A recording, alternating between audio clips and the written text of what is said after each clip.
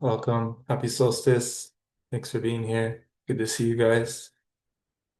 Just came out of Elizabeth Seraphine's community meeting just now, so it's really deeply dropped into really beautiful ceremonial space, and it's good to be connecting with all of you on this powerful day. It's a meaningful day from working with the difference between the dark and the light, and we're about to move into the lighter and lighter period of time, and solstice is always an opportunity to purify, uh, to bring the light in and to burn and just allow that incredible energy to uh, really take care of, what we are ready to let go of and purify it and release it. And so we got some people joining us, and we'll get started here in a sec. Um, Really good to have everyone today. We're still high from Sedona, and really, really life-changing event for me, especially just as the one that kind of goes through it as it means to hold these spaces. I go through such incredible transformations, and I really appreciate the opportunity to be doing this work on such a deep level. The work I'm doing with my mentors right now is just reach such new levels of affection and magic and synchronicities. Really just so thankful for people that can uh, be in silence for long periods of time and that can tap into their psychic capacities and are, just offering that kind of training, of deep presencing. So many changes are happening for so many of us. We're in so many different unique processes. And the art of recapitulating is, it's something that takes a little bit of getting used to in order to understand what it is and what it can do.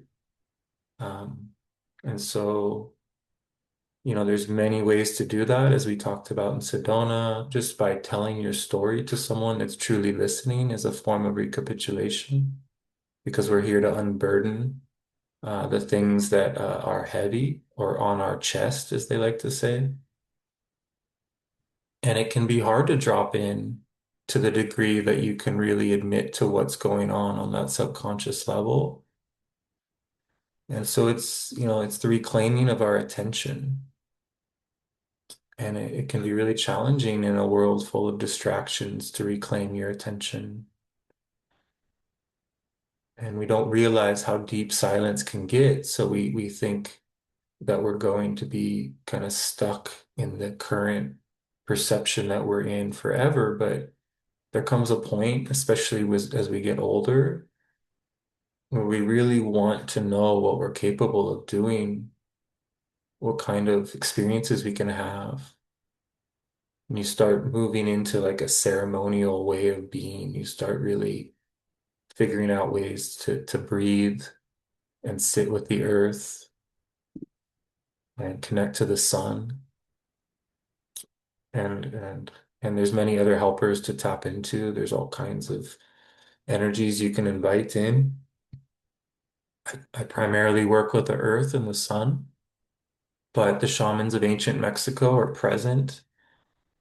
They're very funny, and they have a really unique jovial energy to them.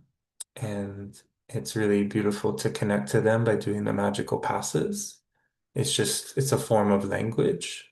It's a type of communication that occurs between you and the spirit realm. Obviously, there's other ways to do that. I was trained in Sweat Lodge and Vision Quest, and I was a pipe carrier, and I led ceremony for many years and held space for people to process. And I take people on journeys where psilocybin's involved and have adventures and get to know what's capable or what's possible within, just being in the wilderness or in the desert. Um, Dreaming is what the Toltecs is the word they use to explain a lot of things. And they talk about how that's not an appropriate word. It doesn't really explain what it is that we do.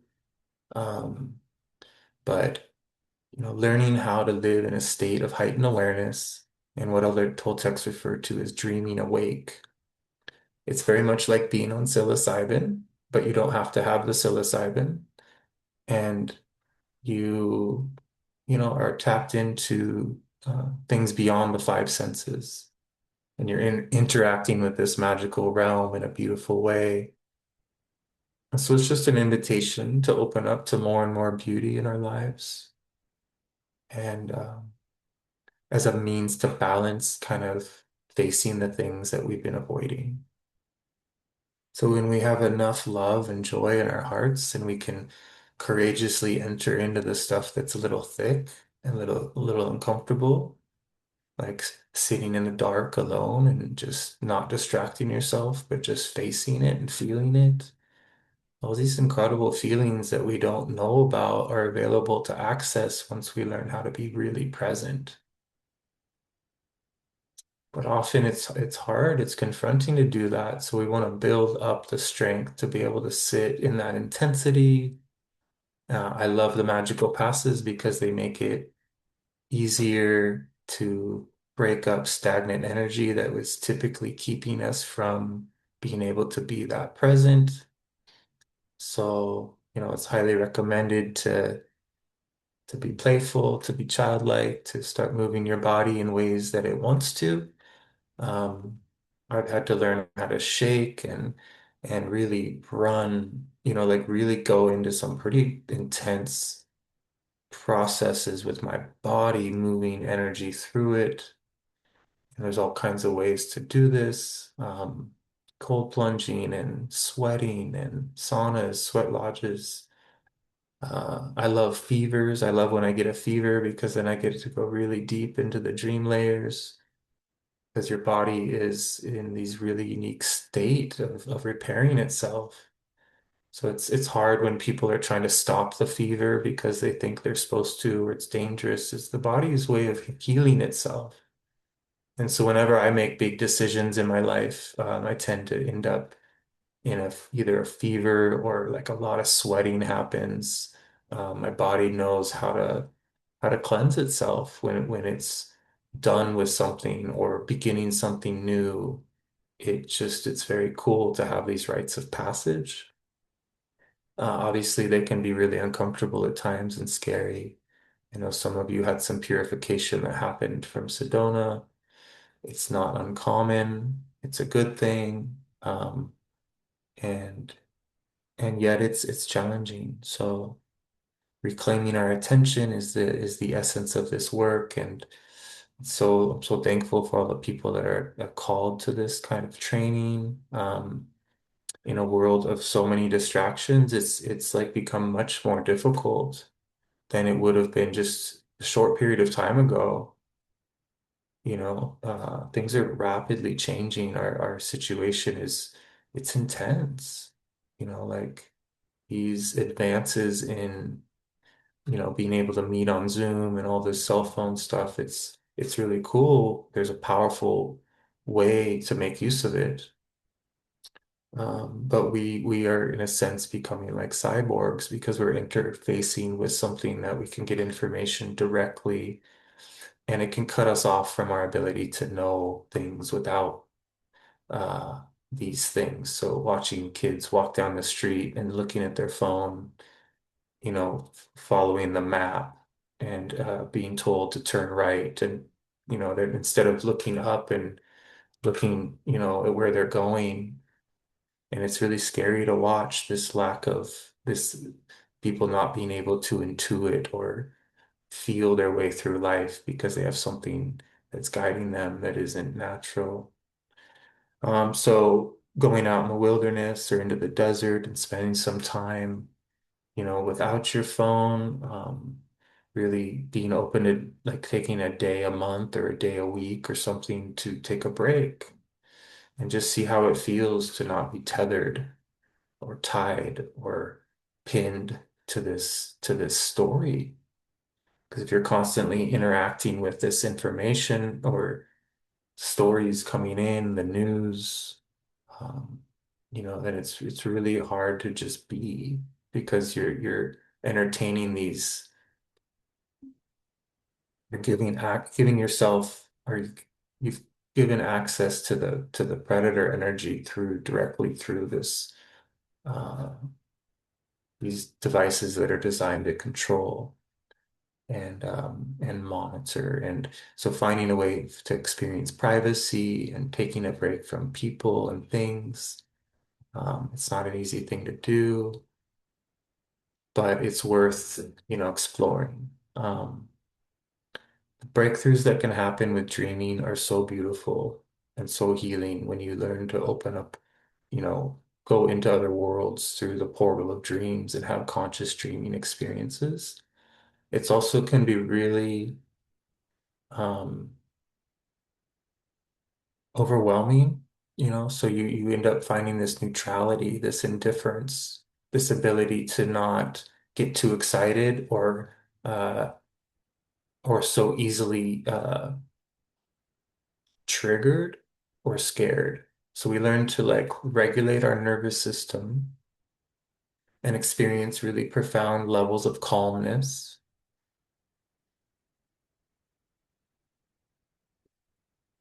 And through that capacity to be calm and start to pay attention to the triggers and reactions from a different angle of perception. And so the magical passes serve as a means to move into a move. It's a moving meditation. It allows you to, access two different parts of your being at the same time. Passes are designed to confuse your mind, so you have to go into your body, and you're sort of accessing both hemispheres of your brain in doing so. And you're having to kind of go back and forth and really get to know what you're capable of in a non-linear way. So the silence that happens, especially like when we're doing it in person, there's an entry point into a threshold that you can cross, and you can have really unique states of attention. And with each workshop I do, the mother gives me a gift afterwards. I go into a state of attention that I have never experienced before. It's like a new position of perception. And she gives me a gift in the realm of the animal kingdom. I'm visited by different beings, different animals, different birds, and I'm able to receive communication with these beings, these magical beings. And so as I was sharing in Sedona, I have a hard time getting much done because I'm always tripping out on the birds. I'm very my being's just super attentive to flight. And my being, I feel as if I am flying in when I'm observing these incredible winged ones. So wherever I go, it's just such a new experience. Like the ravens are so different in different parts of the country, in different parts of the world. The hummingbirds, being with these little swallows, especially I do a lot of spinning. I spin like the old deadheads that spin at the shows. I just spin really fast and then I reverse and go the other way. And these birds come and just join me and they're just spinning around me and I'm spinning in the center and they're spinning around and it's just like it just cleans the pipes, right? We have to have some way of purifying our chakras and getting all the chakras to move healthfully in a vortex that is functional. Otherwise, we will get old and decrepit. Like we have to purify our systems. And it's through ecstatic connection to source that happens. And so this course we're going to enter into is called Foundation. We're just going to be really honest and looking at the things that are keeping us from that. We're going to look at the things that make it difficult for us in this dream, in this physical experience. What are we avoiding? Where are we getting drained? And what can we do? What little baby steps can we take to patch up those holes in our luminosity that are keeping us from these ecstatic healings that we're designed to be experiencing? This intimate connection to the mother. For the Toltecs, the earth is everything. It's how they balance their being is by connecting to her. It's very difficult to advance on this path, but it isn't impossible, and the mother will provide you the guidance. And it's through a very unique state of listening. She communicates, but in order to receive that communication, we're gonna need to make room. And that's what this work is about, is making room. And really for women and for men, it's like bringing in that divine masculine and just really feeling the presence of that capacity within each of us. And when that happens for a woman, she's no longer needing a man to do that for her. She's not craving that. And therefore she becomes capable of balancing her being on her own, which leads to being able to manifest a relationship that is powerful and whole and isn't based on wounding. So whether we're in relationship or we're not, there's so much work we get to do. We don't have to do anything. We get to do it all. We get to do as much of it as we want. And there's a part of us that wants in, and there's part of us that's just like, fuck that. Like you gotta kind of come to terms with those two parts. And they have different things to say. My Carol Tiggs would ask us, who's talking? Is this really you that's asking this question, or, where is it coming from? The program is tricky. It can make it sound like it's coming from your authentic self, or we want to be seen as saying something profound. We want to be adored and loved, and we want to be seen, and it's okay. But when we're no longer in that wounded place, then we're no longer needing to be validated by people. We become validated directly to source. We have a relationship with intent. We know how to call spirit in.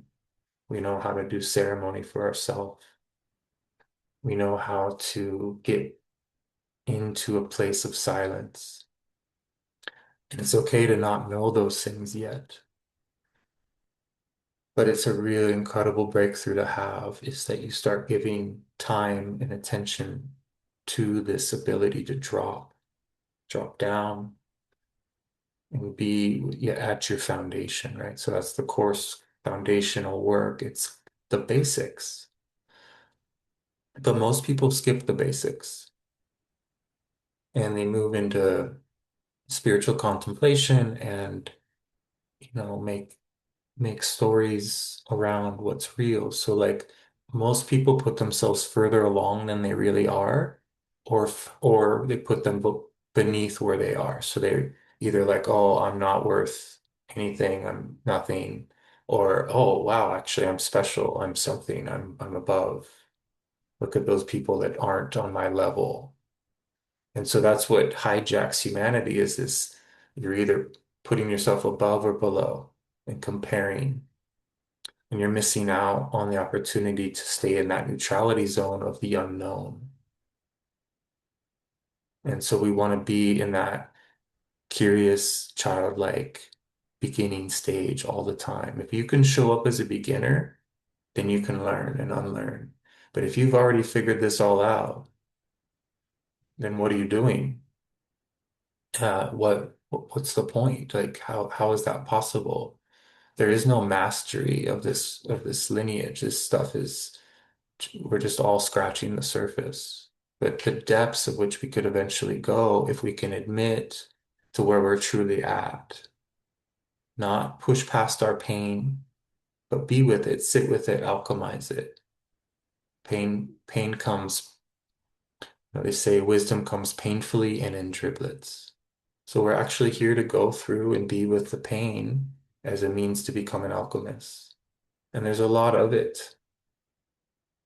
There's stuff that just I've yet to get to, stuff that's so deep, that I haven't found my way to all of it. But with my mentors, I am able to go deeper and deeper as I journey into more and more trust, more and more acquiescing. Mm. And then, I really struggle with how I have a lot of fire.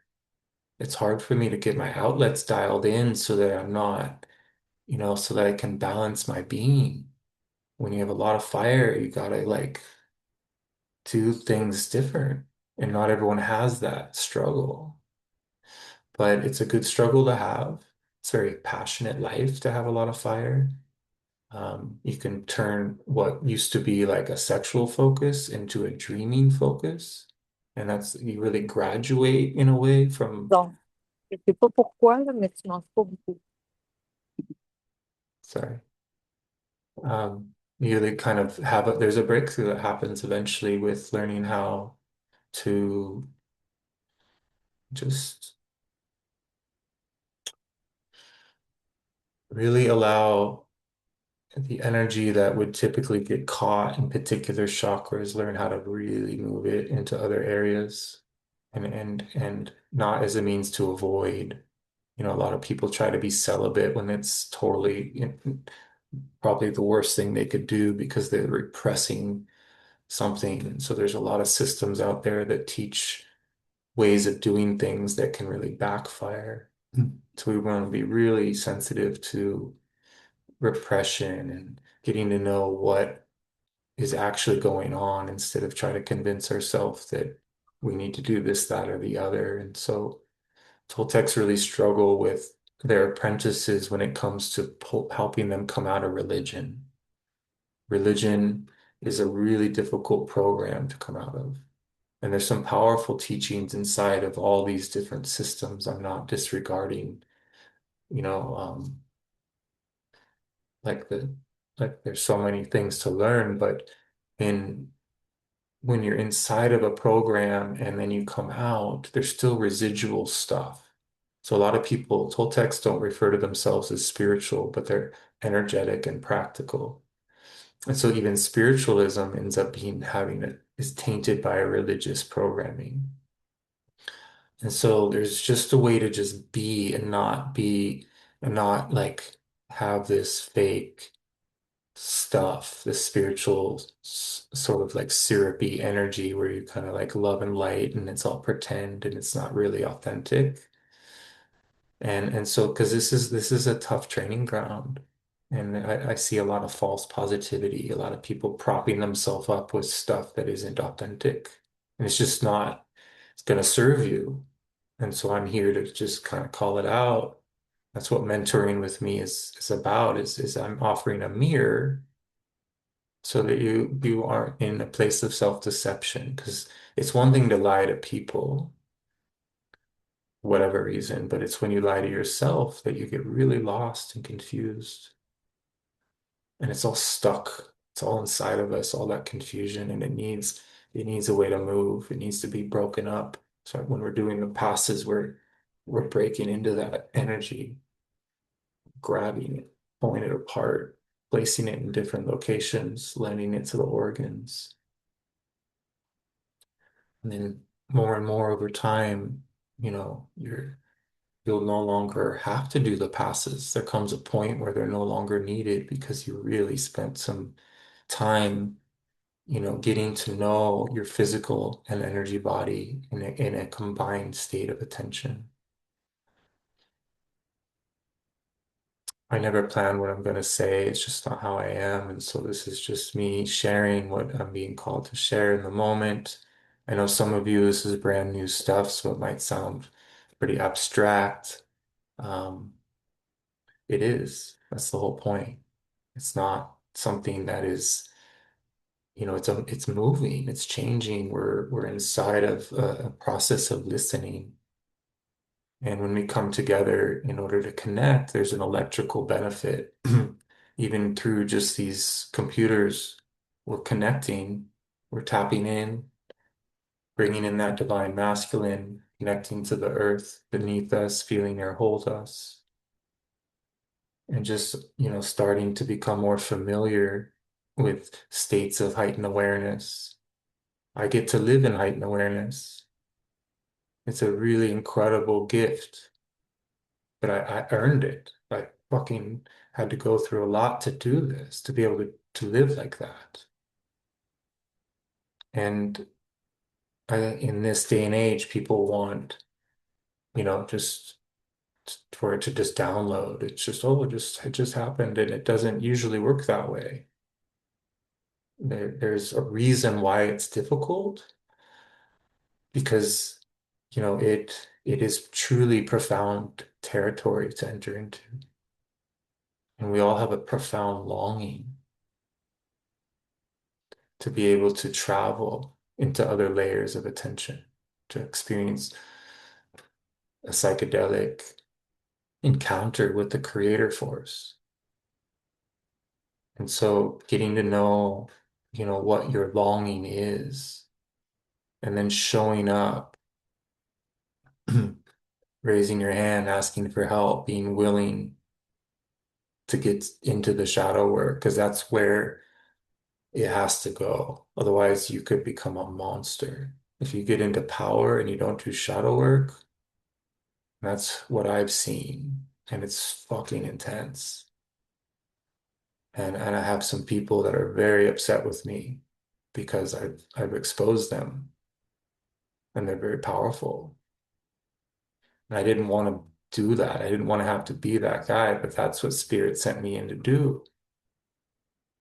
I was just listening to Elizabeth Serafine talk about boundaries, and she's a very powerful shaman I just interviewed in Sedona, and it's my latest YouTube video.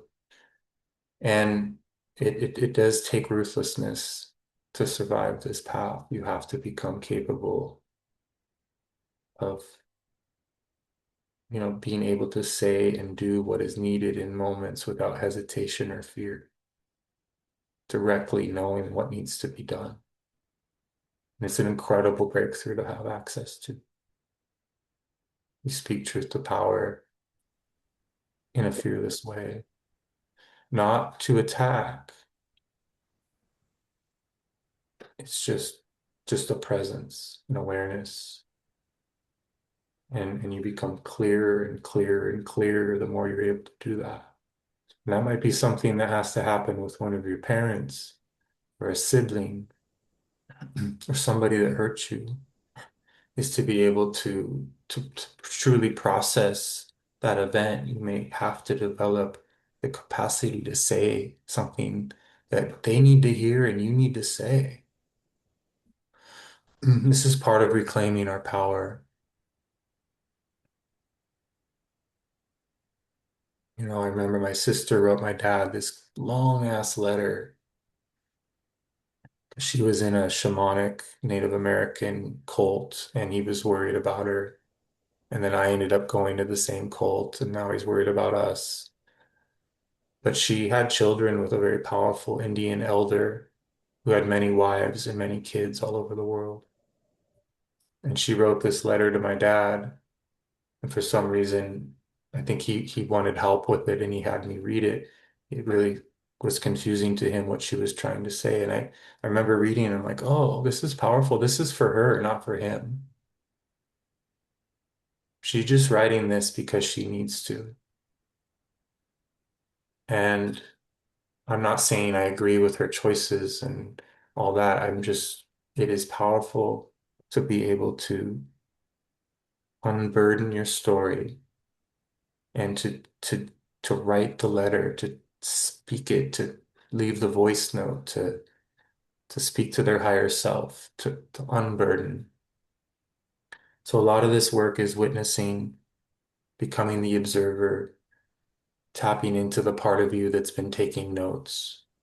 Like everything's recorded. Our body remembers every single moment. And our ability to get into our body is key. A lot of people are out of their body. or they don't know how to get out of the body. They're so in their physicality that they're not having the connection to source that's needed. So it's being able to do both. I'm really, really excited to do foundation. It's going to be the strongest one yet. It's just the way it works. They get stronger as we go. It's really powerful for those of you that are new to be part of a wolf pack, to be communicating, connecting, getting to know each other through this unique type of training. And so, it's encouraged to share your beautiful faces if you feel called to open your camera. It takes courage to show up and to be present and to raise your hand and ask questions. It's okay if your voice shakes or you get emotional. There's incredible people that gravitate to this work, and we want to make space for people to share what they're going through. It can be really hard to be alone during holidays, during times like this. So please let us know if you're struggling. This is a time of year where a lot gets surfaced. There's a lot of feelings. Um, I'm very affected by my past. As it's opened up, I'm able to feel things that I forgot all about. And I'm going into those really young memories where it's just like, I can just see I'm back in that feeling of just like being just looking at Christmas lights and just being just so lit up by like just this little kid, just seeing it all, just feeling it all. It's really beautiful to be able to hang out in your past like that. You're actually bringing your past into the present. You're present enough that you bring it from behind and you bring it into the now, and you honor yourself in those memories. A lot of people think, "Oh, I just need to get rid of all this stuff." That's not what recapitulation actually is. It just lightens it up so you can actually time travel all over the place. You can go into the future. I'm super fortunate to have dreams that years later end up being reality. I'm walking right into the moment that I dreamt years ago, and I'm just, and when you realize that this is not a linear experience, that it's a non-linear experience, it kind of gets a little freaky, but in a good way. I want to open it up if people from Sedona event or anyone wants to share what they've been going through, if there's any people that are new that would like to ask any questions at all. This is recorded and will go on my channel in about a week. So if you can ask me to edit you out if you do want to talk and don't want to be on my channel. Till then, welcome.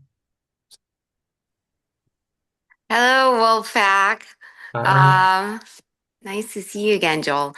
So like in my work with you, um, I really noticed how much I was not feeling the feelings. And your words is like they're so haunting. They're like it's nothing to do but just feel the feelings. And like, oh God. Um, and then I made a commitment to myself as I'm doing like some year end, review plus intention setting for 2026, how much I want for 2026 for me to show my true heart's like desires. Mhm. Because a lot of times, and I saw with all this armoring, which I didn't even really understood with what armoring was, and when you would say de-armoring, and then I couldn't really get it, but now I do. And then I thought, well, for me to even let my true heart's desires like be known, to others, I realized like I wasn't even admitting it to myself, not even letting it be known to myself because maybe it was too big or, something. Not only like too big, but kind of painful if it's like, with the kids or, with a future partner or something. Um, so just I kind of wanted to update, the wolf fact that I'm really becoming less afraid to just feel the feelings. And yeah, the recapitulation has really kind of helped me, like, review those more intense moments, and also take my power back from them, and just allow me to, like, gently be in those feelings. So I'm actually very excited for myself, and I wanted to share, and thank you. Oh, thank you, Julian. So happy for you. Congratulations. Yeah, it's that simple. And yet we're looking for complex solutions because we have complex problems. But the beauty of what you just shared and just how powerful it can be to learn how to, yeah, reclaim our attention and reclaim our power, and then feel strong enough to sit with what we haven't been able to sit with and allow those feelings to wash over us. Um, yeah, and we have so much support, so much, so much support, and the de-armoring, being authentic and being able to admit to what you are longing for leads to being able to, it's uncomfortable to admit that we're not content, to admit that things aren't the way we want them to be, and to move into desire and passion for a different life. It's vulnerable, but it de-armors you when you can speak to it, and then the support that you can receive is comes in when we're de-armored, because we realize there is magic and there is intent and there is power and there is love, and it's really, really incredible stuff to gain access to. Really happy for you. Thank you for sharing. Hey, Thank Jess, welcome. you. That me? Can you Yeah, hear me? yeah. Hi. Hey, Hey. everyone. Um, so I have some good things to share, but I also have something that's very present that just happened that I'd like to share.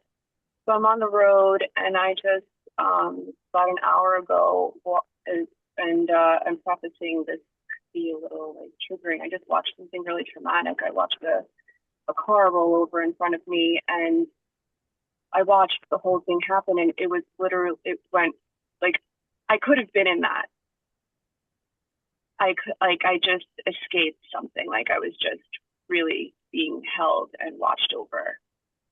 And so I'm a bit shaken up and just kind of like replaying that. Luckily, I was in conversation with someone on the phone, um, which is interesting because I'm curious about those things and the particular thing I was talking about in that moment, and if I need to look into that or what, but I'm just seeing that. And so I'm curious how I pulled over, and then I got out of the car, and then I was like, oh my gosh, like, do I need to go back there, like, to see? But there were other cars that pulled over, and like lights were half, like, it was addressed like immediately. And then I pulled over and did a lot of shaking. I shook myself out, like, grab it here.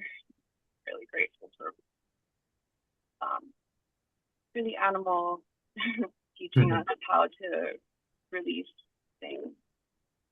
So, I'm curious, like, I should just be recapitulating that all night tonight to, like, how to clear that, because I keep seeing it, and, Mhm. a little bit of a traumatic thing, especially with my history of what I'm hearing. But, so there's that. And then also, I had a couple sentimentals stored somewhere, and I just got news today that they're no longer there. I was going to be going to get them, and they were basically trashed. Mm. And there's this little doll little tiny doll that I specifically kept because it brings me to my great grandmother. And so the inner girl in me was just like so upset this morning thinking about these sentimentals. But then I was like, wait, like with all of this recapitulation work, and how I've been sharing, how I've been getting so deep into my childhood memories of my grandparents, and like, okay, like, do I really need a little doll to to bring me to my great grandma, Mm-hmm. um, but it's, it's still my little one that's like really having a hard time with it. Just, yeah. So I'm curious what you have any like input or guidance for me for the rest of the day, and then I'd like to share some good things. Oh, well, I'm glad you're okay. Often these things all happen for us as a means to help us, and it's sacrifices that occur in this realm to bring us closer into contact with our death, so that we can have our death as an advisor. So, it's going to be a tricky one to integrate. Um, I, you know, I would keep moving your body and do passes and not, not be attached to the scene that you saw. Like maybe take your essence back from the land where it happened, and just practice breathing in what energy of yours that could still be there from witnessing that, and ultimately just being super fucking thankful, like just moving into the gratitude for another day, an opportunity to live. And Yeah, yeah, and then just sending love to who is experiencing that intense accident. It's and anyone that might be, affected if there was um loss of life or injury. And um yeah, as far as these things that come and go out of our lives, these material items that represent so much to us, it's, just again, everything happens for us. And so part of purging is letting go and not being attached to the past. And these things leave us, but it doesn't mean that you want to bypass or spiritually bypass any strong feelings you have. Like, so it's okay to be angry at whoever got rid of it, or, it's okay to go through all the stages of grief and mourning the loss. But at some point, there'll be a shift where you'll understand why that particular thing was taken in this dream from you. It's always significant, and it's just a rite of passage that we go through. And yeah, so just be yeah, with those yeah. feelings. Yeah, I was feeling that. It's like I was like, oh my gosh, I'm feeling this grief. Like I'm gonna have to go through a little quick grief process through this. But then what was really cool is that, I was upset and I honored my inner girl like right away. And then I realized, oh my gosh, but like, do I really need this little doll? Because bring me to my ancestors, because of everything we've been doing has been helping me get so close, so much closer to them. Hmm. So yeah, thanks. And yeah, at the workshop. So since the workshop, just like the other day, I feel like I'm, like you mentioned, integration, and that's what I wanted to share. Is feel like I'm actually beginning to integrate into this world, like from all the things, like in the way of like being being in with all the things, like even all the things that I was like afraid of before, or the connections or whatever, just truly integrating back into this world. And it's been beautiful. So I have 1 year now with you, and it's Hmm. like pretty amazing to see what has unfolded since then, just in my new relations in this community. And I was just reflecting on um, how much new love I have in my life, like in essence, because of you, like, because of coming and taking your class. And I was just going back and back and like, oh, well, I met him because of this one and this. But yeah, being in some of these groups, and then getting to stop in and visit with friends on the ride back, because I know them because I've been with you. I got to stop in with Irene, and then I got to Hmm. stop in with Renee, and doing the past together with someone is like, wow. Like that was the first time I ever got to experience that.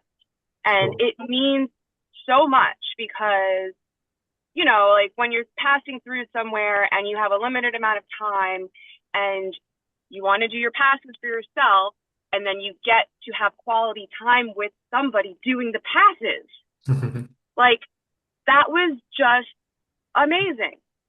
So, Wow. yeah, like such a big gratitude for that. And I just, it's funny, like really all the way up until like this day, everything is Mhm. like felt like that. I did the pass. I've been this pass I've been doing more than any other one, and I got to I got to do it under the stars and shooting stars, and that was really cool. But yeah, I think just that piece of getting to like having people in my life because of this in this new way. So I'm Mhm. really grateful and grateful for all of you and the Wolf Pack, and just super fun. And yeah, that's that's I think is it for now. Yeah. Awesome. Well, happy for you, Jess. That is so powerful. It's so good that connections are happening through this work and that it's the whole point, you know, and yeah, there's so much. We don't have to be isolated. We can part of the de-armoring is allowing ourselves to connect to community and to have powerful conversations with each other. And you know, there's so many of you that have so many unique and beautiful stories, and some of them are really difficult, and our capacity to really listen and get to know each other and yeah, and start, you never know what kind of a lot of people, a lot of my friends avoid online things and they're only do in person, but they're missing out on making connections that would lead to in person, you know. So like it's okay to work with these systems. They're here for us to open doors. It can also consume us and become a distraction. And you know, so we want to just strike that balance and listen to our intuition as to when and what and how. And when the blinders come off, all these incredible solutions are all around us. But those blinders have to come off. And those blinders are based on the ego saying, oh, it's not going to work because it's not good enough for me or whatever the story. So it takes courage to show up to this work. It takes courage to continue doing the work, but the rewards are incredible. I'm happy for you. Yeah, it was kind of like I dropped a lot of stuff on the way to the retreat, like really said a lot while I was there, and then like dropped, you know, I made that declaration at the end of dropping that thing and then coming forward and then watching it happen in front of me, being connected and having all of these, yeah, these connections across the way, and it's yeah, super powerful. So yeah, thank you so much. You're Big welcome. love to everyone. Oh, thank you. Hey, yeah, good to see you guys. Um, yeah, I just wanted to check in and say about Sedona. Um, it was incredible. It was just amazing. It exceeded my expectations. I can say that. Just like on the plane ride home, I was reflecting on a lot of it, and I had some breakthroughs while I was there, and it's crazy how they come about. It's just I don't know. I don't even know how to put this into words right now, but definitely the most powerful workshop, I think. It's up there with the first one for me. Just I've been feeling great, feel riding the waves still. So Mhm. yeah, just wanted to check in, say, yeah, things have been great. Looking forward to the next one. I'm definitely gonna go back to Sedona, so check it out some more. There's a lot of stuff I want to do down there. I'm thinking about maybe relocating to that area, so Cool. Uh, and it was crazy how much like resistance I had getting there. Like Right. just just in my routine throughout the day to day work and everything. I'm just like, oh, I don't want to go. Having second thoughts. Oh, it's gonna be such a pain getting there and the airport and all this. And as soon as I got my rental car and got out of the city on my way up there, it just everything kind of shifted. It all kind of started to started to come together. And kind of a funny story about my rental car. There was like an issue with the reservation or something, and I'd been flying all morning, and I get to the counter, and I don't even remember what it was. It's confusing to me. It's like one of the second times I've rented a car, and I could feel like a meltdown kind of like starting to creep up on me. I was like, oh shit, like now here's an issue and I'm not gonna get my car and all this stuff. And I just kind of stopped and I was like, no, just trust that it's all gonna work out. And then so they ended up renting me a red Dodge Challenger. And I'm a huge car guy, so I was like, oh well, made it all worth it. I get to get a cool Yeah. car to drive to Sedona. So just it all works out. It just I don't know, just have to trust, I guess. But I think maybe that's probably one of the breakthroughs I had while there is just like just trust a little more, have some patience. I can get very anxious and impatient sometimes, but that's probably one of the things I have to work on the most is patience. But yeah, just wanted to say that just Sedona was incredible. It was amazing for me, and it was good to be there. Good to see everyone. Oh, wow. Bo, thank you, man. Thank you for having attended all the workshops and to having a reference for, yeah, just how much this work, is effective. It is this resistance will come in. It's really strong sometimes. And it's a means to help you understand the interference. It's part of the journey. It's just, realizing how powerful we are. And it's kind of like in the Hobbit, you have to leave your home and you don't want to, but you're going on an adventure and you learn so much. And so you start to eventually where that resistance kind of stops and you just are in alignment with your purpose. But we need to go through those stages. And same with the, you almost didn't get a rental car or whatever, and the panic that can happen, the anxiety, the ability to be able to trust and breathe and understand that everything's happening, with purpose and meaning and is for us, then there's always a solution and it's always meaningful, like what Keon had to go through to get to the first workshop. It's a really powerful thing. These challenging energies show up and they're just rites of passage, and ultimately we'll be really thankful for these interfering energies because they make us into warriors. We end up becoming capable with handling the intensity of that resistance, and we breathe through it. And everyone has different versions of this, and it all stems back to being a kid, and having some traumatic event happen where we didn't get what we wanted or something unfolded that caused these issues to become part of our how we process. So there is shadow work that comes with just showing up to this training. And you did really well. It could have been totally different if you would have let yourself get all worked up over the challenges of it. So we just start making more and more adjustments through this process. And Sedona was powerful, and it was such a powerful time together. It was very, very sweet energy, and it's such a beautiful place to do this work. So I'm so glad you felt that way as well, and it's the strongest one for me yet, by far. So good to Yeah, see you both. yeah, me too. Yeah, yeah. I've So been getting a lot better at navigating these obstacles. I've noticed traveling, just cool. driving and flying.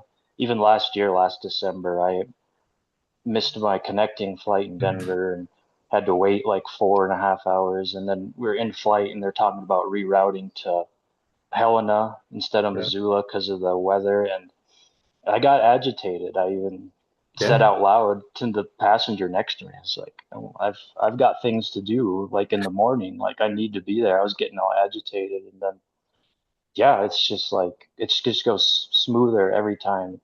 just much smoother every time. And yeah, Beautiful. very, very thankful for this work and doing this. So, Yeah, man. Absolutely. You're welcome. And thank you. Thanks for being such a big part of this training. All right, Cindy, welcome. Hi, everybody. Yeah, I thought the trip to Sedona was just amazing. I'm still riding the high from it too, and it it was my first workshop. I've been doing the classes for over a year now, but yeah, actually being there in person was definitely the next level. And and I'm very excited. The next one's going to be close to me as well. I mean, 6 hours is not very far. Well, maybe not even six. It might be like five. So uh, I'm very looking forward to that. I love the beach. Um, and I was very happy. I got to, got to pick up Michelle there on the way, and I got to stay with Tulin, and she came and stayed at my house for a few days, and that was really exciting. It was fun. We went to Tombstone, and we did magical passes together and recapitulation, and listened to like videos that were like the positive videos, and we just had a blast. I was really sad that she left. Oh, But it was just an amazing trip. Like I said, I'm still riding the high from it. And what else? The resistance. Yeah, like I had so much anxiety, like I wasn't even sure I was going to be able to, so we had to take out a loan to do it, and oh, I wasn't sure that it was going to all come together because my husband made sure that it came together. He wanted to do that for me. He knew how much I was looking for wanting to go to it, and he made sure it happened. So I'm very happy with that and with him for doing that. And but the anxiety beforehand, like knowing I had to go to the Phoenix airport, like I'm just an anxious driver, I guess. Maybe I shouldn't say that because I'm reinforcing it, but yeah, driving into Phoenix is a lot bigger than Tucson, and the airport there is huge, but it all worked out. And I was afraid I wasn't going to be able to find her, but we did. She found me actually. So it worked out well. And I got there safely, and the drive there was beautiful. It was a beautiful day, and the drive back was beautiful too. So I mean, it worked out, and um, yeah, I was glad to get over that resistance. It was good for me to face it and do it in spite of it. So that helped me a lot whenever I face my fears and just say, nope, gonna do it anyway. And just everything worked out. So it was great. And that's pretty much it. I've just wanted, oh, except for the drama. Yeah, there's still drama. In fact, my daughter just texted me now while I'm sitting here in this Zoom meeting about how she's kicking my older daughter out, and Ooh, they need to find a new place. And it's just like it never stops with them. But they're not living here anymore, so it's much easier for me to deal with. yeah. And I just told her, you know what? I'm in a Zoom class. I'll be available like in an hour or so. So we'll see. But thank you, everybody. It was so wonderful seeing you all there. And thank you, Joel. Oh, you're welcome, Cindy. Thank you so much for being there in your first workshop. And I know it takes a lot of courage to come into this work. I'm so glad that you had a breakthrough and just being able to realize you can navigate these things. And thank you so much. I'm gonna get the painting that you gifted me.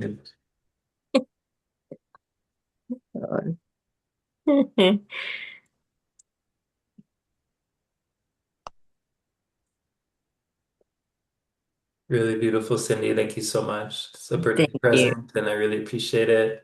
I just moved into a new room, or a new home, so it's my Nice. only piece of art that's up. And Oh, nice. yeah, I'm so glad you like it. yeah, thanks. I love owls. I've been working with owl a long time and very Nice. appropriate. So thank you so much. Nice. Thank Yeah. you. Oh, congratulations. And I'm so glad you and Tulin hooked up and Michelle. And that's just so cool how different pairings and different connections happen. It's just interesting to watch. And I'm so thankful that you guys are all hanging out, getting to know each other. Good luck with your daughters. It's just hard contracts that you have, and you you've been through a lot. I'm glad you finally kicked them out, and it's going to be so much better in the future because you've set these boundaries and you're learning how to have healthy boundaries really for the first time in your life on a real level. So your transformation's been incredible. Really happy for you. Thank you. Hey, Janet. Hi. Welcome. Hi. Um, yeah, Sedona was magic. And Mhm. on the way home, the last day I went to this place called the Birthing Cave, and there was no reception, and I was going to meet Mayada and Anush there, and I waited very impatiently for almost an hour. And then I just decided to go by myself, and um so yeah, I even drove back almost to Sedona to try to text them. And anyway, I ended up just going by myself. And it turns out I was in this beautiful, it was a beautiful birthing. It was called the Birthing Cave, and it was, a hidden gem and not even on the map. And when I got there, there was a woman who was taking another like Reiki retreat, or right, you meet everybody in Sedona, right? All of a sudden you're going to meet somebody in Sedona.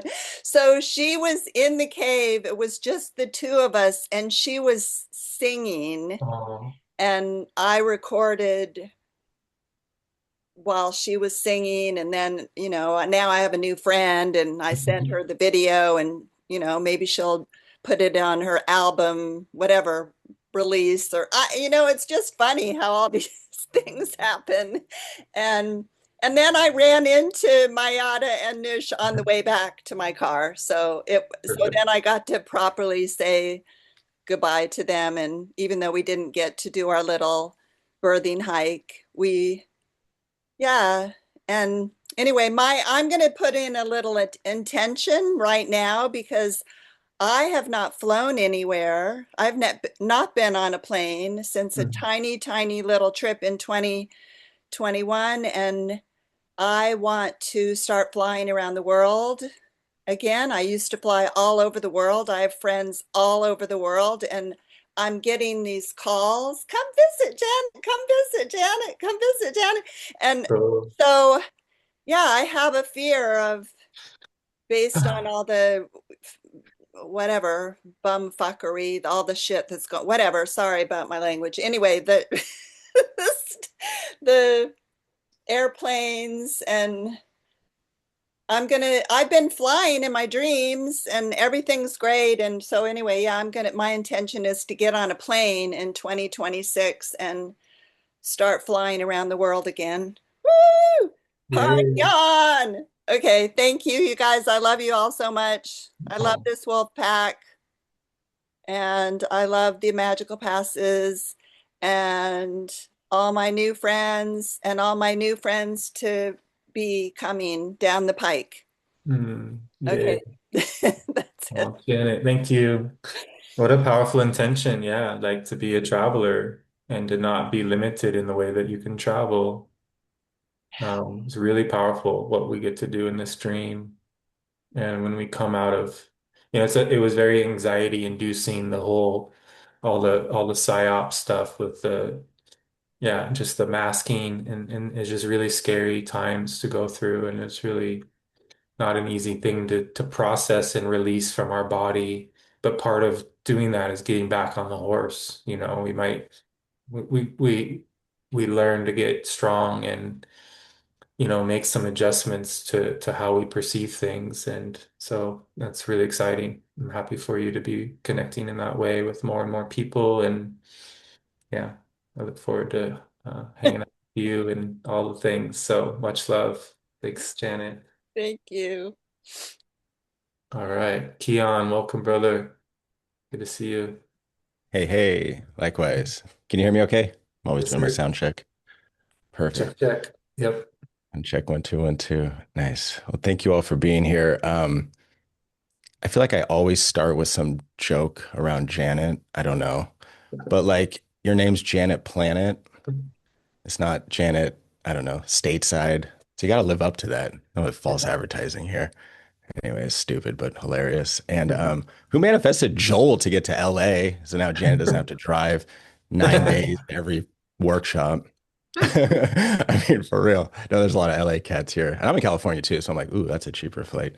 Cool. Northern. But yeah, I'm always got stuff here. When Jed cared about that car crash, that was like really powerful. Not to digress on a car crash, but I felt, and I just feel energy, especially when there's shares. And I just happened to look over at Joel, and he had a kind of reaction. I literally felt like a tingling. This happens a lot, and I'll get like a jolt up my back and down my legs. And again, not good or bad. It's just the power of the energy of the story, and it like stayed in the legs, and it was like trippy. And I was like, hmm. I feel this a lot during the day randomly. This is different. And it kept staying, this tingling sensation. I was like, whoa. And it almost was like, am I grounding into that, like that scene in that moment? And then my brain just started going on like the two sides, like here one car flipped over and then you drive by, like just two lives, you know what I mean? In the same moment. And there's this amazing song by this underground artist out of Minnesota named Blueprint, and it's called Perspective. And it's literally like, I think one of the lyrics, something like you just got into an argument with your brother and you're like, I hate that fool. And then you sit down at the bus stop and that person's talking to you about how their brother just died. Or you know what I mean? And it's so like, okay, world spirit, like you're sending me these messages for a reason. And I say all that to say, because I'm leading up to, Joel mentioned my trip down to the first workshop, and not to digress on that, but for those who don't know, I'm up in Humboldt County, tiny ass airport, a lot of fog, a fog bank grounded all the plane. There's like one or two flights, like literally a couple flights a day. It's that small. One gate, you walk out on the tarmac, something great. Um, I had one option, drive 6 hours through the night through Northern California, literally to get a 5 a.m. flight out of San Francisco. I did it, decided to flip the coin, rolled the dice, said, fuck you, Watiko. I see I'm going to call your bluff, but you're kind of on my side, but kind of not. You know what I mean? Fires, whatever you want to call it, the devil. I call it God. I don't play devil's advocate anymore. I call it God's advocate because that's truth. And we want to see truth as not being truth, but that's a whole other topic. The double. And I made it by 21 minutes, 21 fucking minutes. And it changed my life. I'm on this call for a reason. You know what I mean? Like, that's talk about rolling the dice. 21. I want to say I hit the jackpot in a sense. I said, I just get to San Francisco. If you can get to San Francisco, you'll then get to Denver, then from Denver to Missoula. And then as soon as I got to San Francisco, I said, just you'll get to Denver. And it all worked out. And it was on my birthday, the first event, last year on August 31st. What I heard this whole topic too was I literally, a couple of you were like, Sedona was amazing. The drive, the journey, everyone was like almost focused on who I met along the way, what I did along the way. Nothing to take away from the event because really that's what culminates it, but it's all those things that happen. And I just was thinking, we're all almost sharing more about getting to the event and a lot of car journey stories right now, which be very careful. There's a lot, bad weather and yes, it's very, but I just love that. And just the process. And we get so absorbed in not the process. And we just want like, not to say we're like, Joel, save us, like the solution, do these random old movements and some ass people and random ass really does change shit, like for real, for real. But yeah, that to me was just I just wanted to point that out because that was amazing. And then I wanted to show I see Jamie on here and talk about synchronicities. I just was going through the bag of jewelry that my mom didn't really want, and it ended up in a box. And I was going through it, and I hadn't seen it for years. And I don't know how well you can see these, but it's greenstone from New Zealand, and they're these cool little like teapot dudes, and I was wearing them. And I went there when I was like 9 or 10, just about to be 10 in Australia, New Zealand. We went to the Maori Cultural Center. We were on the North Island. We were in like Lake Taupo area and Rotorua and all that. And it's just amazing. So when I saw you, I just thought, because I've been wearing these lately, and it's just jade and stone's really powerful. So I just wanted to share those. So I went and got them. And then the last thing I'll say is I love that Cindy said, whoever she's talking to, and I wrote this down, I'll be there after my Zoom class. I don't know. I just like that. Like, they used to do like, Zumba, but it's like your Zoom class, but it is a class. It's not just a lecture. It's not just a meeting. It's literally we're learning and through all our stories. So that's all I got. So thank you. It's the solstice. It's the holidays. It's a super busy, very tough time of year.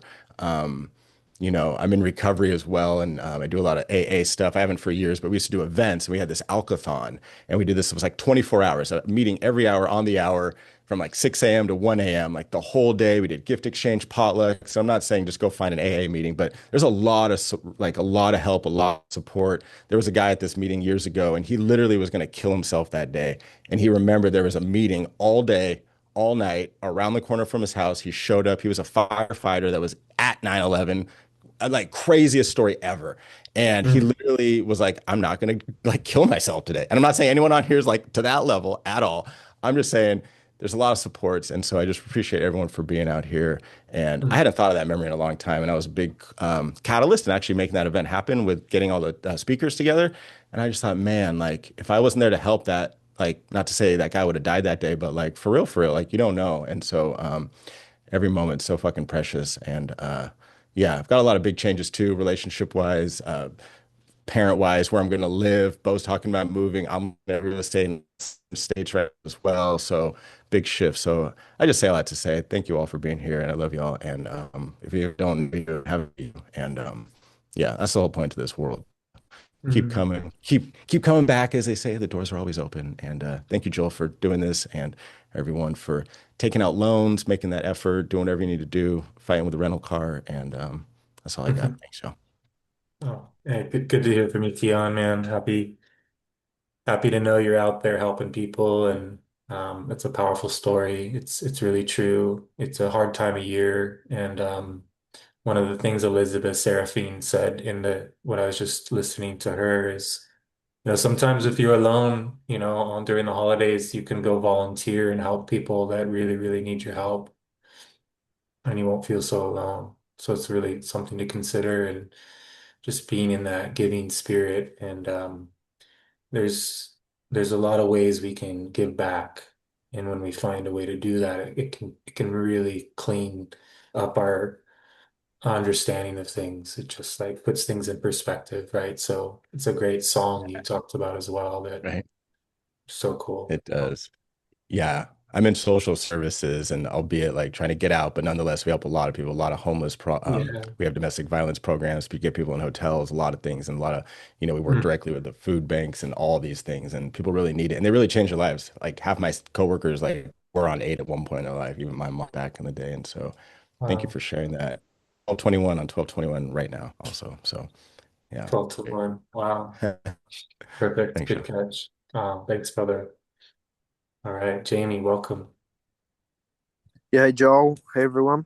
Hey, man. Uh, really nice to hear about Sedona, and I wish I could have been there, but it's really nice to hear everyone had such a positive experience. And I know last year in September there was a really amazing Mhm. experience going to the workshop, and led to some pretty cool experiences after then. Mhm. Um, yeah, that greenstone that Keon just showed, that's sort of like the native people in New Zealand. That's their kind of most revered stone, and it actually took me back to when I was kind of having my really intense experiences when I had a big assemblage point shift. I actually got shown by the mother how to find that stone on the riverbeds, and usually it's really difficult to find. But Mhm. for some reason, when I got guided by her, I could find like a bucket of it in like a 15, 20 minutes. Mhm. And yeah, so there's a nice relationship that I have with the greenstone. I need to go back and tap into that energy again. But it was really weird. I had a dream last night. I was actually in LA, and I remember I didn't get to catch up with them. But in the dream, I was thinking, I need to catch up with Dennis, who's the guy that I met at the bus stop in Yeah. Missoula. So that was really cool. But it was a really positive dream. I made some. I kind of tried something new yesterday. I've been kind of getting into the journaling stuff, and I thought, rather than write my intentions, I thought, why don't I try to create my reality? And so I kind of I wrote in my journal, Jamie woke up on the 22nd of December and he had just had a positive healing dream and he felt like this and blah, blah. So, anyway, that was really cool. So, I ended up having a really cool dream last night and I was doing a Qigong movement called Bamboo in the Wind.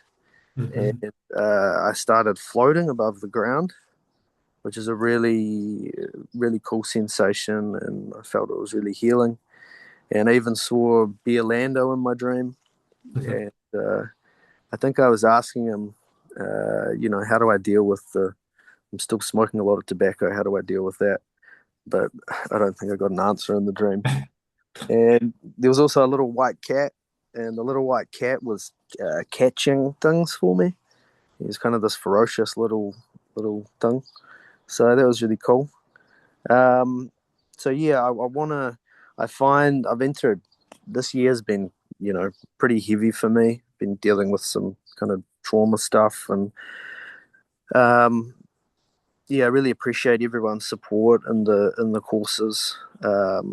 But I'm really wanting to start to draw out some of these experiences that I'm having in my dreams and kind of bring that energy into my waking life because I tend to be spending a lot of time with really amazing people in my dreams, and then in my waking life, I'm not necessarily having that experience. Um, but yeah, it's just nice to be here. It's nice to hear everyone shares. It's really cool to hear that people were connecting after the workshop, and I know that when I went last year, I made some really cool connections, and it's been nice seeing all your content, Joel. You've been pumping out a lot of interviews and videos, so that's really great. And looking forward to the next course. So just sending my love to everyone. I hope everyone's doing well. I'm in the opposite season here in New Zealand. We've just sort of gone into summer and it's really hot here, but I hope everyone's keeping warm and yeah, so sending lots of love. Oh, thanks, Jamie. Good to hear from you, man. Appreciate you sharing. And um, in 48 hours, I'm going to be knocking on Bear Lando's son's front door and hanging out with him. He's going to bring some recording equipment. We're going to do a talk on the beach and hang out with a bunch of pro surfers that he knows. So really, really thankful. One of my favorite people in the world, and glad that you had a dream about him. It's a really cool guy. But yeah, man, it's the adventures. I really appreciate what you did and what you shared as far as like just you showed up in the US and made an adventure out of it, and you really know how to travel in a free way. And I know there's challenges that come with that, and but I learned a lot from you. And you got to know more people in Missoula over the weekend than I did over many, many years of living there. And I love that we all have different ways of interacting with the world. And I still see the guys that you were hanging out with, or the wheelchair guy. And it's just a trippy town. And I'm really glad that you know showed up in the way that you did and had the experiences that you had. And there's a really powerful way to travel freely and expansively. And yeah, thanks, man. Thanks for making the long journey from New Zealand to come train in the workshop. It really means a lot. So thanks for your support. Yeah, you're welcome, Joel, and hopefully the next workshop I can do Yeah. something with my bank account and yeah, Yeah. try to Yeah. make that. But yeah, thanks everyone. Have a nice day. Good to see you, man. All Hey right. Joel, Yeah. can I just jump the line? Yeah. Yeah. Go ahead. Yeah, hi. It's just been so beautiful to hear everyone share. It's nice to see you, Joel. Nice to see everyone. I've just been so touched. Um, I didn't, I had second time I had a plane ticket to go see y'all, Yeah. and second time I backed out. The first time because the flight was canceled in August, and then this time I booked it 2 days in advance to get there in case there was. But then I had an issue with my car. My car, after 9 years, my old Matrix, a 2010 Matrix, it's not roadworthy anymore. So I had to focus on putting money towards that. Although, was it resistance? Maybe I could have done it all. Someone took a loan to go. Like I could have still gone, but I just felt it just wasn't, I was feeling I need to put my energy on this, and I don't have any regrets. I still feel I'm meant to meet all of you and come. I feel my time is coming, and especially after hearing everyone's beautiful stories, it's like, oh, I really feel I really want to meet these people in person, and I know it's coming. And I figured out the car situation. I'm upgrading from a 2010 to a 2015 RAV4. So I'm pretty excited. I think I'm getting it this coming week. It's taken a couple of weeks to figure out the financing, but things are falling into place. And yeah, I'm feeling, dare I say, I'm feeling fairly grounded and fairly good, um, coming into the end of this year. And yeah, anyway, I just wanted to say I'm just so touched by everyone's share. It was so beautiful. And Cindy, that beautiful painting was just stunning. And yeah, I just wanted to just say I'm here, I'm still here, and I'm going to see you all one day. Oh, thank you, Cassie. Yeah, thank Congratulations you. on feeling the way you're feeling. And yeah, I have a really good feeling about this coming year. And I'm really happy that you're kind of tapping into that as well. And yeah, and I really look forward to when we get our first hug and meet in person. It's going to be meaningful. So, Oh, this makes me very emotional thinking of that. Thank you. Okay, bye for now. right, Tamara or Tamara, I forget. Hi. Hi everyone. Um, well anyway, Jamie, I and you guys talk about Bearlando. Such a wonderful man. I've followed for a very long time as well. Also, it was fun. I didn't expect to run into some of the people with Amber and Janet Planet from in Sky, and that's where I met Joel. Was at Music in Sky. Yeah. And I I I kind of stepped forward at the beginning of that retreat saying, I'm looking for the way out of here. Mm. Janet Planet and her language around it. I have I have known something that this world is not what it seems. And I've went down many rabbit holes. I've so I probably freaked myself out. I probably have taken my nervous system to the brink at times, Mhm. to the point of not even wanting to be seen, kind of. Mhm. Um, and so I'm grateful because the the retreat did stop me in my tracks and really made me stop and be like, wait, you're not gonna find an escape route. You're not gonna find a magic door. So I'm looking forward to starting off the new year in a new direction. And um, yeah, so and I do have I will say probably one of the things I deal with is not wanting to be seen. Like, and it's funny, it's because I work with a ton of people, Mhm. but my thoughts are compared to what they're like they share. Because I mean, we talk. I have people captive in a chair for 30 minutes to an hour or more, right? I'm touching, and so, but I'm so unreal with everybody. But I'm not gonna sit there and vomit on them. We might be having chemicals rain down on us, and Right. so so anyway, I'm gonna step out this new year. I'm gonna get back into the game Mhm. and just take a different track. So, Wow. but I want to share real quick. I have a set of identical twin grandsons. They're 16 now, Wow. but when they were about 5, I had them for the weekend, and one of the twins, Zach, ran a fever of about Mhm. 104. Mhm. My background is I do not want anything to do with white coats unless Mhm. very emergency basis. I stay out of that realm. So I've studied herbalism. I've been to several schools. So anyway, I let him fever. I let him fever. He hit about 104. Mhm. And I had him in bed, the two twins, and all of a sudden he woke up I mean, just like arms flinging and screaming, snakes, snakes are all over me. They're crawling all over me. And so I'm like, oh my gosh. But it was kind of funny because the other twin, Wesley, jumps out of bed. He goes, I hate snakes. So but anyway, I brought his fever back down. I've always wondered about that dream.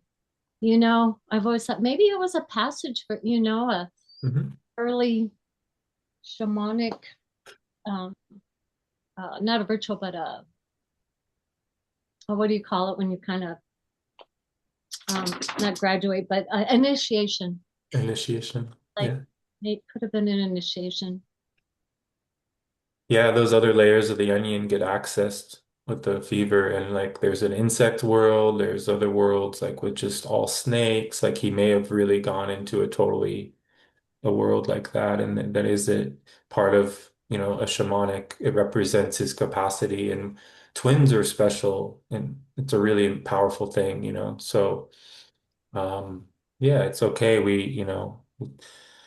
We sometimes fevers can take you out. I'm not saying we always want to just let the fever run. Like you got to follow your intuition, and if you're caring for somebody, and so I think you probably did, you did the right thing, and yet, there's ways to tap into that and feel like what could have happened had you done it differently or whatever. But it's all really perfect, and it's in that you learned so much, and um so it's just being open to, how these things work, and what are within this dream, what decisions we have. Like even people I know fear like hospitals and medical places because of the ignorance and the arrogance, but sometimes spirit might send us into those situations as a means to come out of any story of limitation. Like there are people that heal inside of places where you would think it's like more likely that they would be taken out because of the way in which things are handled typically. But there's just so many more options than we realize, and we don't have to be afraid. We can listen and follow ways forward. But thank you for sharing. It's a powerful story. Mhm. Especially how happy to hear that you want in, that you're gonna approach this next year with a different mindset. There's so much that can be, uh, opened up and experienced when we realize how magical this realm is, even though you're accurate in knowing that this place is not what it seems. It's important to keep realizing that, and start asking the even deeper questions about what we are and what is this place and what can we do here. And the Castaneda books really have changed my life in that they give you a glimpse into a world that's truly alive and wild, and filled with power. And this place is like the launch pad to go into other realms. So we want to clean up our lives as much as we can and prepare our bodies for powerful jolts of energy that will move through it, and it will heal us when we really, really tap into our electricity. But we need to be very, very grounded in order to handle those jolts. And Mm. so we just want to be, come up with a practical and energetic way to take care of ourselves. Good to have you in Sedona. So glad you decided to join us. And yeah, look forward to seeing you soon. Hopefully in Foundation, if you want to join, that's going to be a powerful way to really get honest with ourselves about what areas we need to look at and address in our lives so that we can make the most of of our time. Um, awesome. And thank you, Joel, for I bumble around technology. Yeah, Sorry, but thank you for always guiding me. you're welcome. Yeah, me too. It's a funny one. I've learned to accept my challenges with technology, and but for a long time it was really like terrifying that things wouldn't work, and I've had some real unique moments with my fears and frustrations, and um but I was just with Elizabeth Seraphine at her house, and she's like, she just loses her phone for days. She doesn't respond for months, like she's so hard to pin down and get access to because she's so shamanic and just not in this world really. So her and technology are really, really difficult. So sometimes it's a blessing, but it is a challenging world.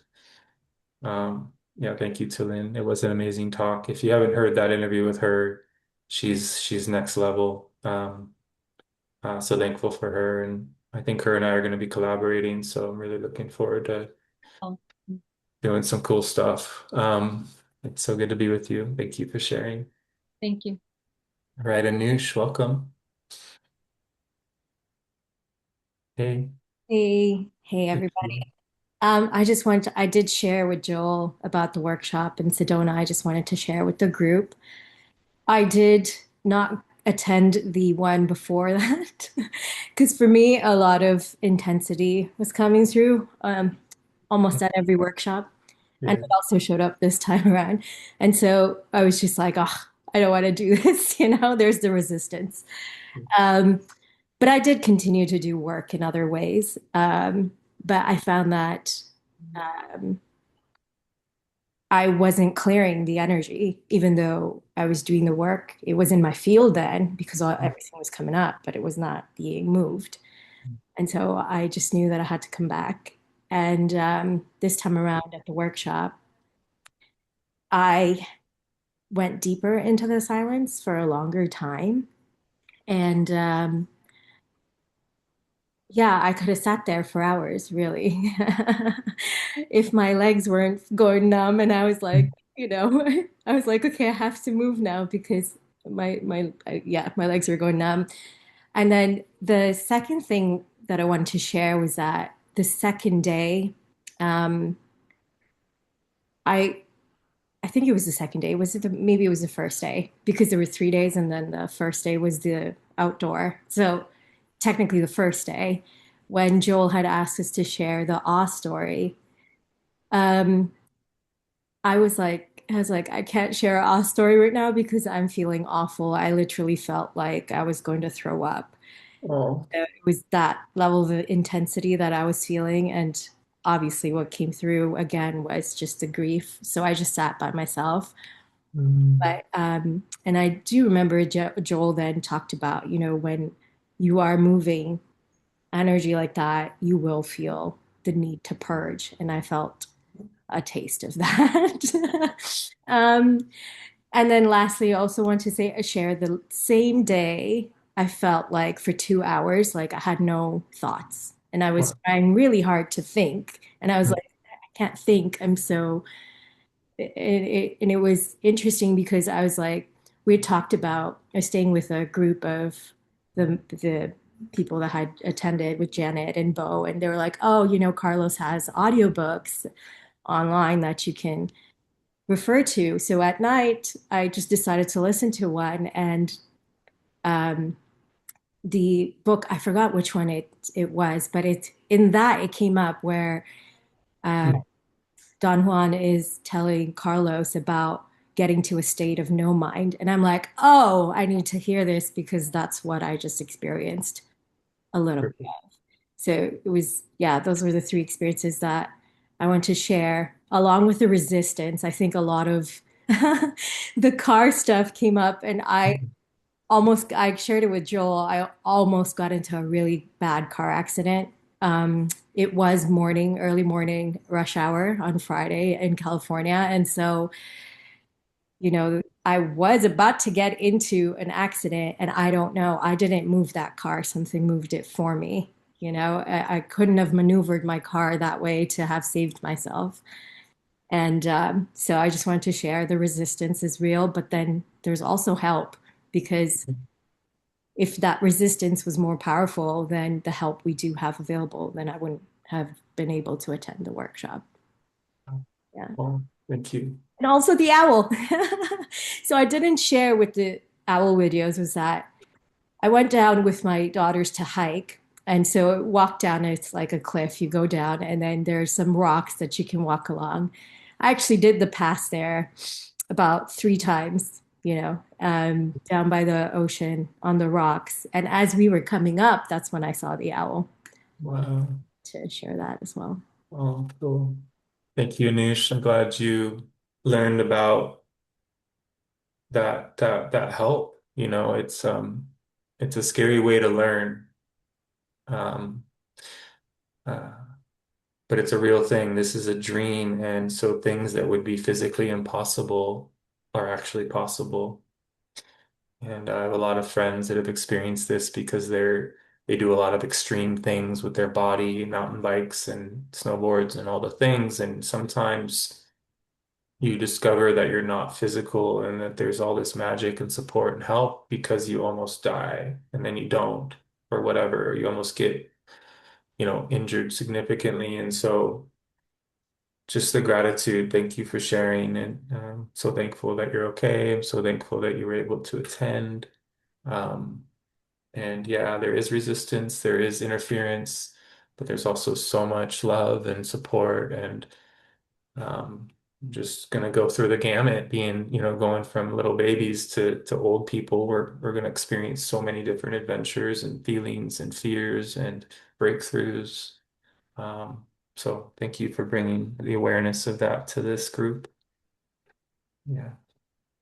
Oh, Michelle, welcome. Thank you. Hi. I just feel I wanted to share. I felt so much joy and gratitude just seeing everybody's face again and hearing you all speak. And I was reflecting on this theme of challenges, and I just feel a lot of joy that we're making this unspoken spoken.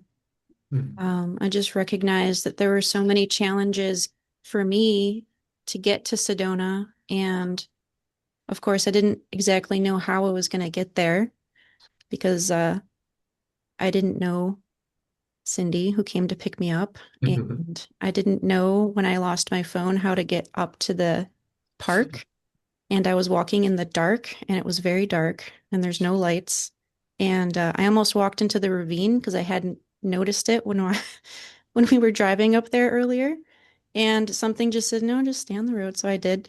And it wasn't until I came to the top at the park, walking up, that I saw the ravine. I was like, whoa, I almost walked in there and came up to the pavilion in the dark. And there were also challenges, like right now I'm experiencing this anxiety to be witnessed. It's one of my challenges that I experience, to trust, to be witnessed, and just the feedback that I have gotten from people in this group when I share that just amazing things are happening, and things that needed to be shared are being shared. And a lot of it's coming through me without my knowledge. And it's really powerful for me to realize that this whole experience is making something concrete that I didn't know was possible or happening. And it's just a really powerful experience. And just want to thank you for everything in this whole group. And I can't wait to do more of this.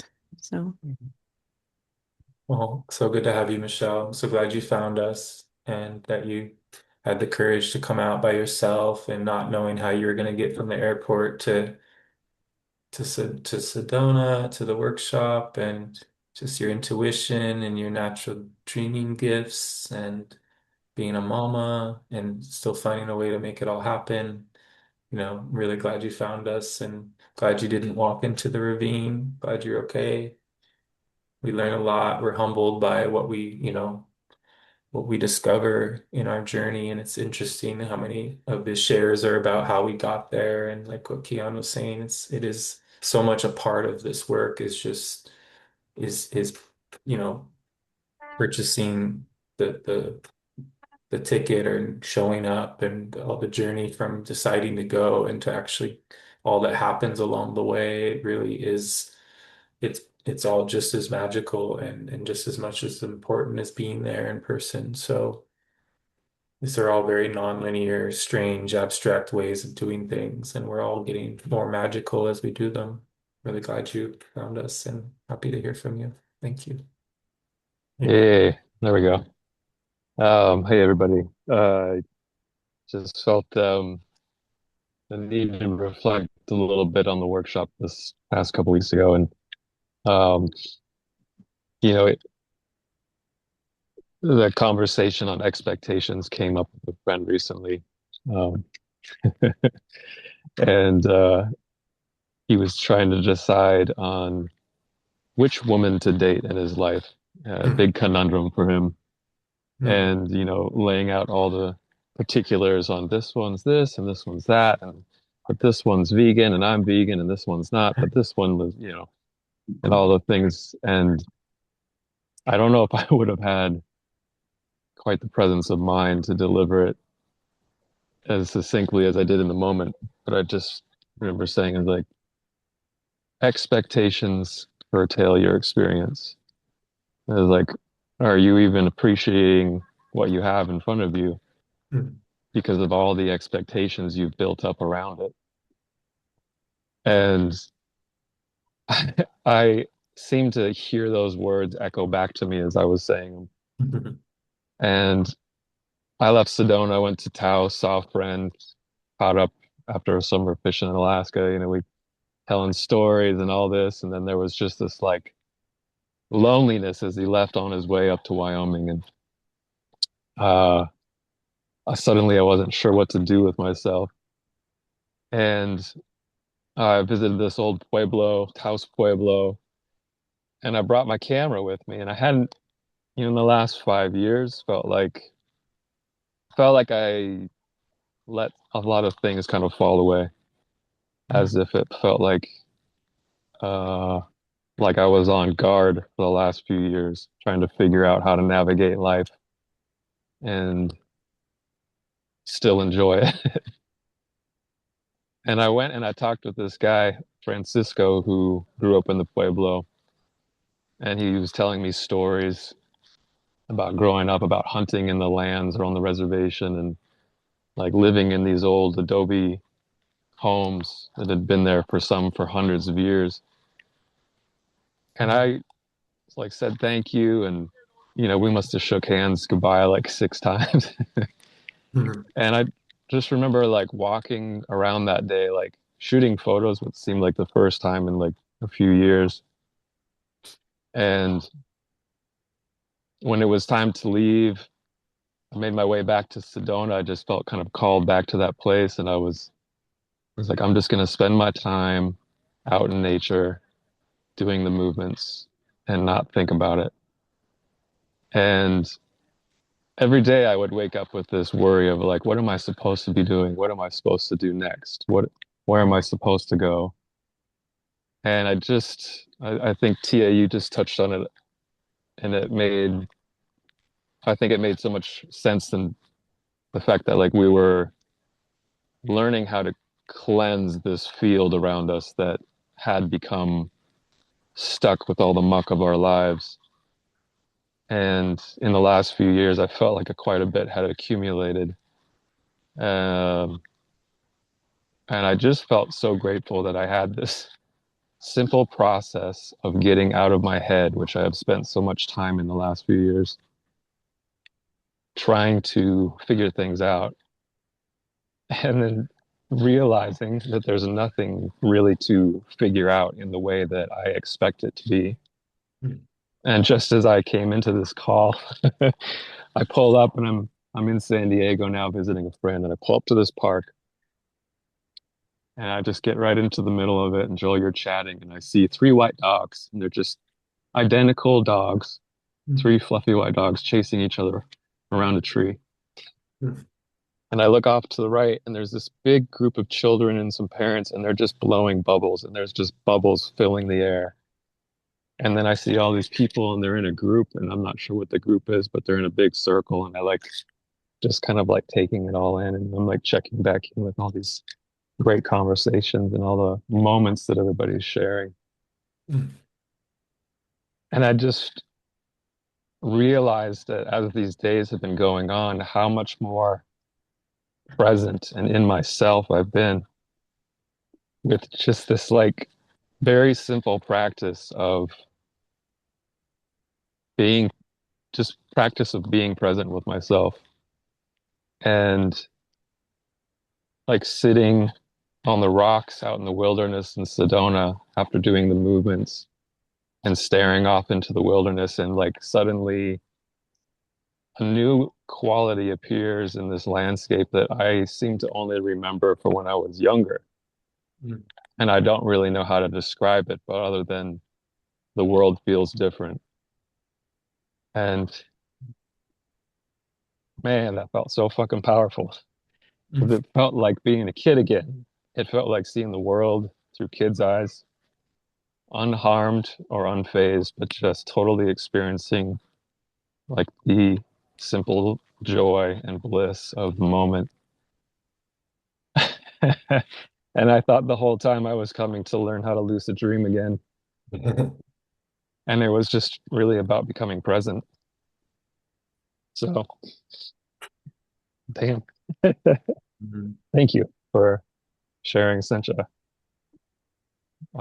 simple yet wonderful gift because, man, the world sure feels different. Mm. Oh man, so happy for you, brother. Yeah, it really is that simple. It's kind of almost terrifyingly simple. Yeah, it's really beautiful. Thank you for all your shares at the workshop and your sharing your process and your stories and yeah, just bringing your heart and giving yourself permission to do this. I know you were, not sure at first and open to it, and then it just takes courage to say yes. And what a reward you were given. Mm. Yeah, thank you. Thank you so much. Yeah, man. Beautiful. Wow. All right, Amy. Hi. Hi. Hey, it's Good to meet really, really great to see you and be with everyone. And just, I had just have so much gratitude for you. you and the group in Sedona, and of course, everyone that was there in spirit. Um, I I just started working with you at the beginning of the year, I believe, and I I was really struggling last year through the holidays. I mean, I knew kind of what I had prepared myself, but I was doing okay at first, and it just got harder and harder as the season went on. And I just, ever since I've been doing this work, I just feel like more like myself than I Mhm. ever have. Like I just feel comfortable in my body. Um, I had was gone for like 3 weeks, including Sedona, and had just a really amazing uh, journey trip, road trip, and um, Mhm. so at some point, different points in my life, I've also wanted to exit, as Tamara mentioned, and at some point before this, but I decided I wanted to stay because I wanted to see how this all ended, how it all worked out in the end, you know. And man, am I glad I did because I'm just so glad to be here with you and just to be feeling um, comfortable in my body and safe and joyful and just enjoying life and like I never Mhm. have before. And um, I've had two dreams now about working with you. Cool. Yeah. And I am remembering my dreams more, which is before this, it was exceedingly rare for me to remember my dreams. And now I actually remember maybe not every day, but two at a time or whatever, sometimes two or three. Um, anyway, I'm just super grateful and can't wait to work with you more. Oh, Yeah, thank you. it's just changed changed my life. It really has. And I do energy work as well, but I might maybe it's hard to tell. how far, when they're blended like that, what's what. But it's Sure. definitely just been uh, life changing, just so meaningful to be doing these movements when I was stuck and felt like I couldn't make myself move. And now I'm doing these and just have so much energy, and yeah, I'm just feeling Yeah. great. So thank you so much. Glad you're here doing this. Mhm. Well, thank you, Amy. Wonderful share. So happy for you, and with the loss that you've experienced and the challenges and the transformation you've been through this year, it's significant and so much to celebrate. And thank you for just acknowledging, yeah, that this stuff works, and it doesn't it takes a little something to just allow yourself to just be with the movements and just let them do their thing. Mhm. And so, we don't have to do all these crazy things in order to be okay. Can just do really simple things and really continue with that work. And yeah, I'm excited for our one-on-ones, and there's just so much to learn, from each other. And yeah, it's also for anyone that's interested, it's a powerful way to do this work is through one-on-one sessions, because it builds a bond. It connects you in a deeper way to the lineage because of my relationship to the lineage.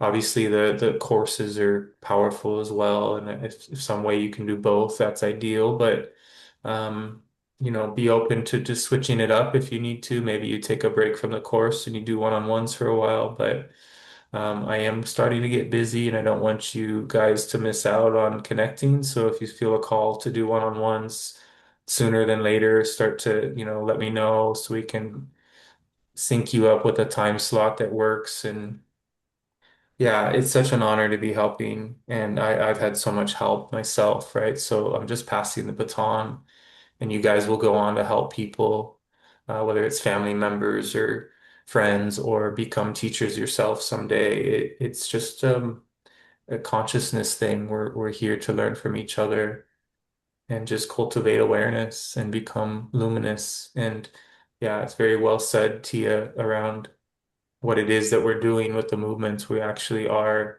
moving energy that is stagnant inside of the field that needs to be redirected. And so it's a very much a cleansing process. And um, that's what we're going to be doing in Foundation, is cleaning our link with intent, with source. And it's also called cleaning the island of the tonal, making room for the magic and the abstract to come in by getting our lives in order instead of chaos. And it takes becoming an adult, not a fear-based adult, but a healthy adult, maturing and getting honest about the areas in which we're losing energy, and how to regain that energy. And so I'm excited to just be a part of all of you building your luminosity. And through that building of luminosity, we will all become that much more closer and connected, and eventually be able to meet up in dream time and do all kinds of fun stuff. So life gets really fascinating when you cross the threshold and become telepathic and psychic and tapped into the future, in a sense, the nonlinear magic that's available. So good job, everyone, for showing up to this meeting, for giving yourself permission to tap into these feelings.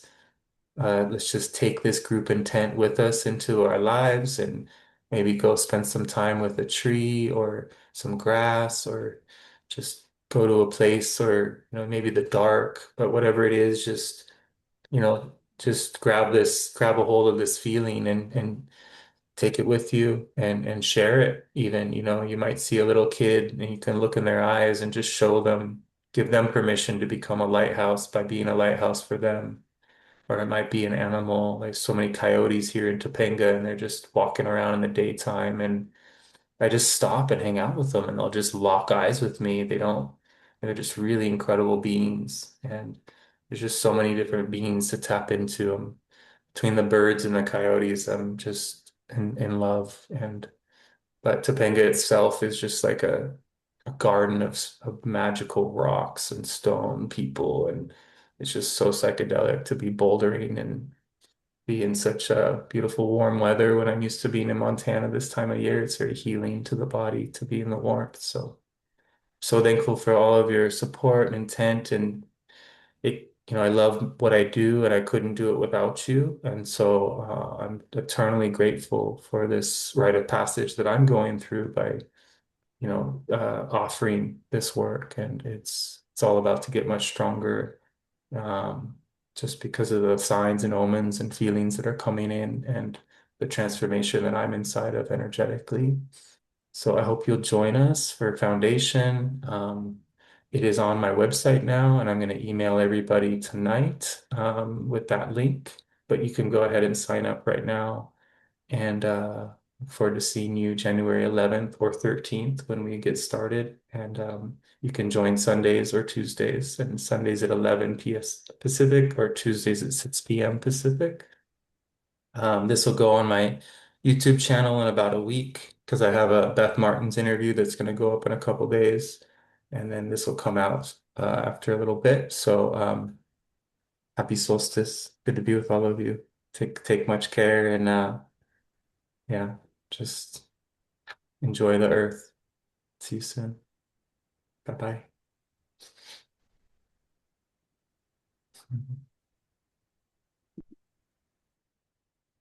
Mhm.